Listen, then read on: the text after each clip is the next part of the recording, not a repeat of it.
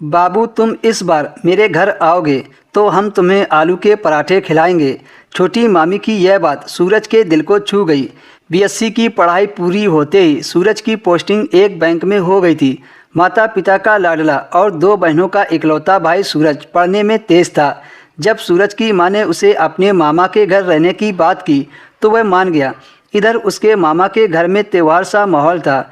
बड़े मामा की 3 बेटियां थीं, मझले मामा की 2 बेटियां थीं, जबकि सबसे छोटे मामा को अभी तक कोई औलाद नहीं थी। 20 साल की उम्र में सूरज बैंक में क्लर्क बन गया था तो उसके मामा की खुशी का ठिकाना ही नहीं रहा। वहीं दूसरी तरफ सूरज की छोटी मामी, जिनकी शादी को महज 4 से 5 साल हुए थे, लेकिन गोद अभी तक सूनी थी। सूरज के छोटे मामा प्राइवेट कंपनी में काम करते थे। वो सुबह 8 बजे नहा धोकर निकलते और शाम को 7 बजे घर लौटते थे। वो बड़ी मुश्किल से घर का खर्च चला पा रहे थे। ऐसी हालत में जब सूरज की सरकारी नौकरी लगी तो खुशी से भर उठे थे।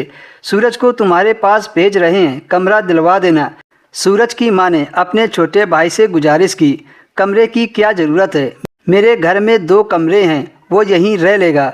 भाई के इस जवाब पर सूरज की मां बोली, ठीक है, इसी बहाने वह दोनों वक्त घर का बना खाना खा लेगा और तुम्हारी निगरानी में भी रहेगा। दोनों भाई बहनों की बातें सुनकर सूरज खुश हो गया। माँ का दिया सामान और ज़रूरत की चीज़ लेकर दोपहर 2 बजे का चला सूरज रात के 9 बजे तक मामा के घर पहुँच गया। यहाँ से बस, टैक्सी, ट्रेन सारी सुविधाएं हैं। मुश्किल से 1 घंटा लगता है। कल सुबह चलकर तुम्हारी ज्वाइनिंग करवा देंगे। छोटे मामा खुशी से चहकते हुए बोले। पर आपका काम? सूरज ने अटकते हुए पूछा। अरे 1 दिन की छुट्टी कर लेते हैं, सरकारी बाजार भी देख लेंगे। छोटे मामा सूरज की समस्या का समाधान करते हुए बोले। 2-3 दिन में सब सामान हो गया। सुबह 9 बजे घर छोड़ता तो सूरज की मम्मी हल्का नाश्ता कराकर उसे टिफ़िन दे देती और वह शाम के 7 बजे तक घर लौट आता था। उस दिन रविवार था, सूरज की छुट्टी थी, पर सूरज के मामा रोज की तरह काम पर गए हुए थे। सुबह का निकला सूरज दोपहर तक घर लौट आया था। मामी खाना बना चुकी थी और सूरज के आने का इंतजार कर रही थी। आओ लाल, जल्दी खाना खा लो, फेरे बाद में ले लेना, मामी ने मजाक में सूरज से कह दिया था। बस अभी आया, कहता हुआ सूरज कपड़े बदलकर और हाथ पैर धोकर तौलिया तलाशने लगा।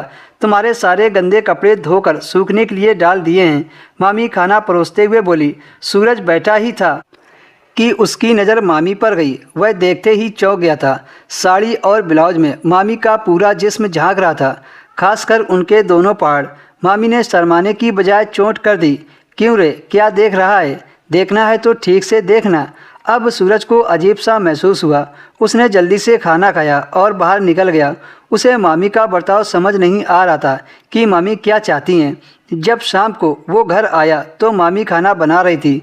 जब रात का खाना पीना खाकर वह अपने कमरे में लेटा तो उसके कमरे में मामी चुपके से चली गई और सूरज को मनाकर रात भर 61-62 का खेल खेला।